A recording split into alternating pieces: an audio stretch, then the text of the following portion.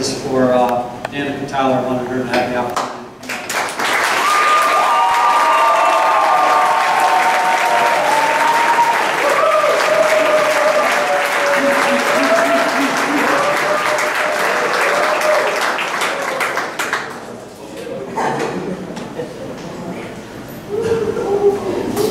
I'm giving some awards out. The coach has given out some in the past. I don't remember a class individual, so a freshman class, sophomore class, junior class, senior class.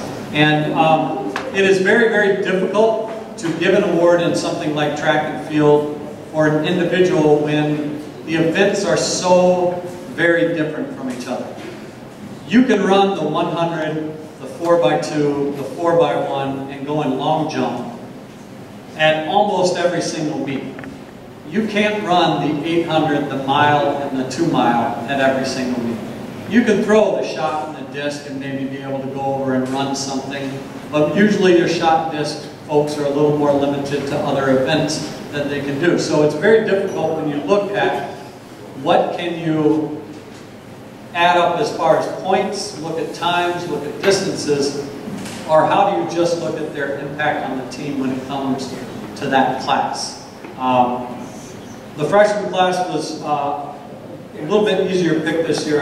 I spoke about Elijah earlier, just continuing to progress and taking third at the conference meet, being on that state qualifying 4x8. But our top freshman award this year, Elijah Payman.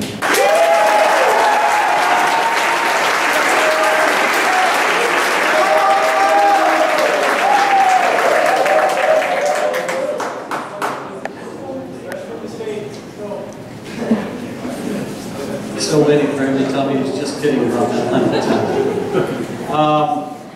Top sophomore, again, when you look at what he was able to offer the team and the impact, being on the record-setting 4x2 and state qualifying 4x2 team, easy to give this award to Harper Regala.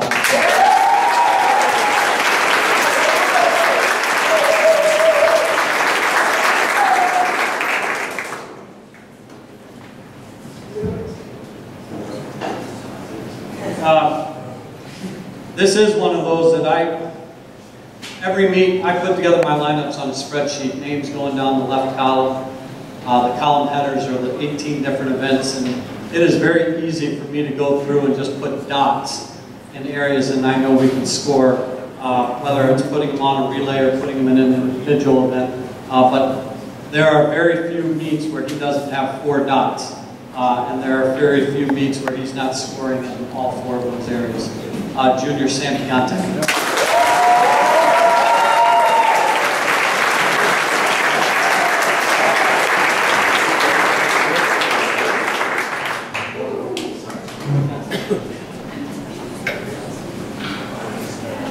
The senior class was much more difficult, and I have a number of awards that I'm giving out tonight that I feel like I could have slotted guys in multiple places for multiple awards, but I'm a big believer in making sure that folks feel the love that they've given this program.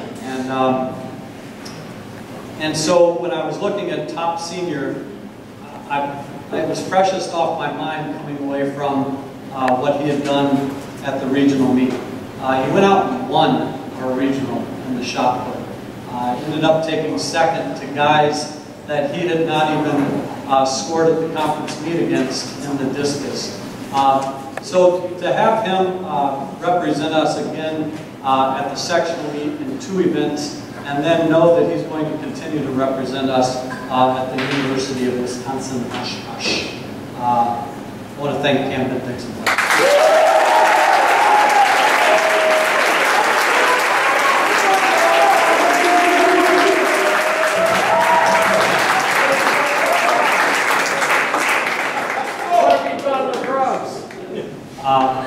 Really just kind of epitomize track and field that you want as an ambassador of your team, and that we have a number of guys, again, that could have fallen in this category. But I want to recognize, he's not here this evening, but an ambassador to the sophomore class. I remember seeing him over the winter at some point in time saying, hey, I've got this kid out, I've got this kid out, I'm recruiting this kid. And so between that and him making himself more versatile for the team, I want to recognize for the Coaches Award, Ben Bodden.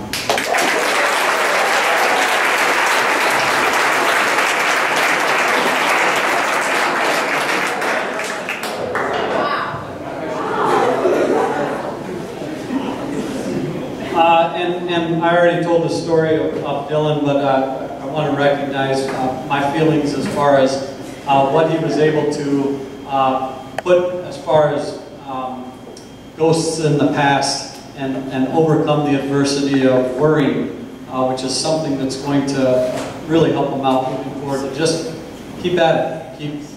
Keep busting your butt. Good things will happen. Dylan King, come on up.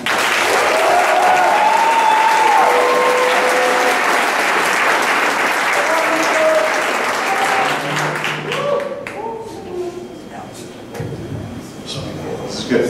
Coaches Award for the girls. This is the first year I've given out event area captains.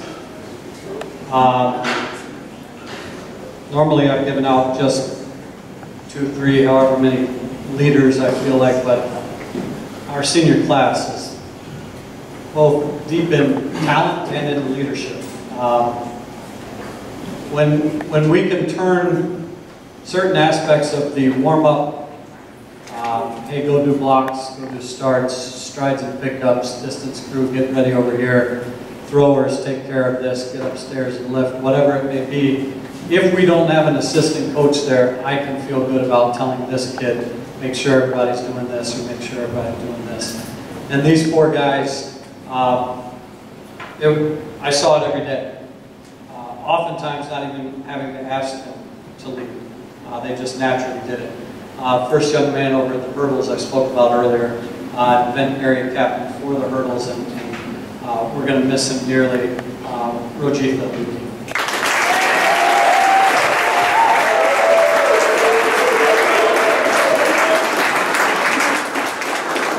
Thank you on his behalf.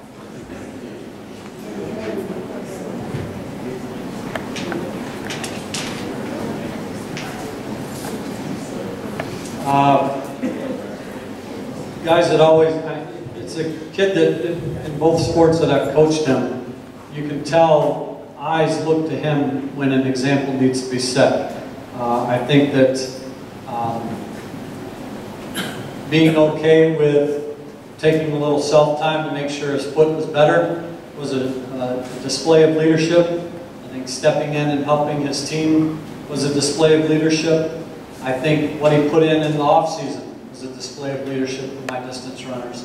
He has carried the torch of, if you really want to be a good distance runner, you need to train 11 months out of the season, or out of the year. And every single workout, every single meet, I could depend on Jackson doing the right thing. So that's why I'd like to give him the event area captain for the distance.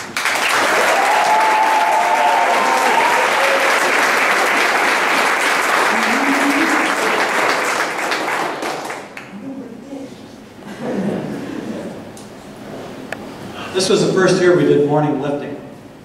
We started off with some great numbers, 50, 55, and slowly spring rolled on, numbers dwindled.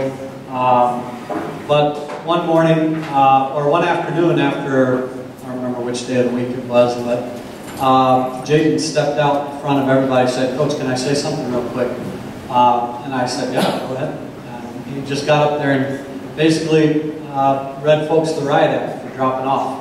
And we saw a little bit of a bump in morning attendance. And to me, without being prompted to want to lead and make your team better in every aspect, because that spoke to the whole team. Distance, sprinters, throwers, jumpers, it didn't matter who. But that spoke to me that that's what a captain is. Somebody that's willing to speak up in front of everybody. And I appreciate that. Jaden Wilson.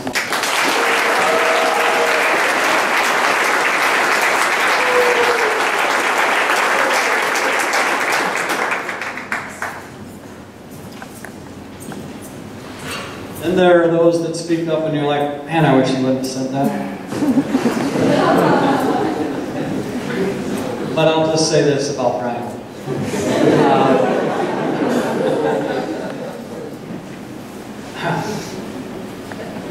Yeah, hold on, just give me a second. I love the fact that he represents our team. He's a hard worker.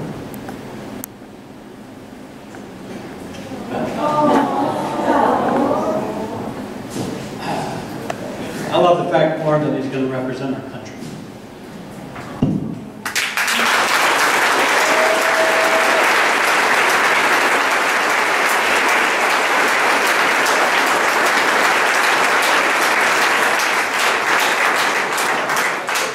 So you couldn't really point a finger to say that without that one kid, we would have not done this. These two guys that I'm calling up here now, if you were to pull them out of our lineups, we might have been able to fill a few of the spots, but the impact across the entire team, it would have sent ripples and potentially chaos, because losing them in their spots would have been shifting other people out of their prime events to try and fill those. I mentioned, you know, it feels like Caleb's been a part of the team for 17 years because he's just been contributing every single year I've had him. He's asked everything I've asked of him, and I look forward to seeing what he can do up in lacrosse, because I feel like he is as set up for success for individual accolades up there, even though that's not where his focus has been for 4 years.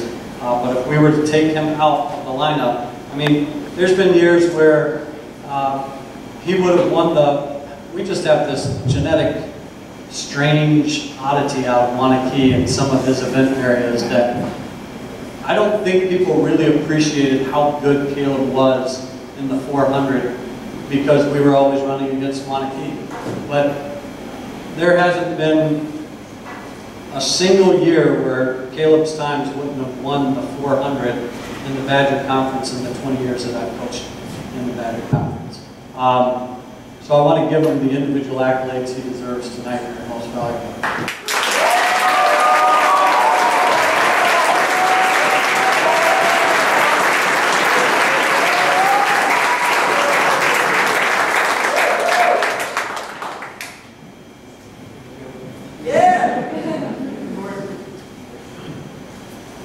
And finally, most valuable, you know, I talked about how fast he is when I spoke about him earlier.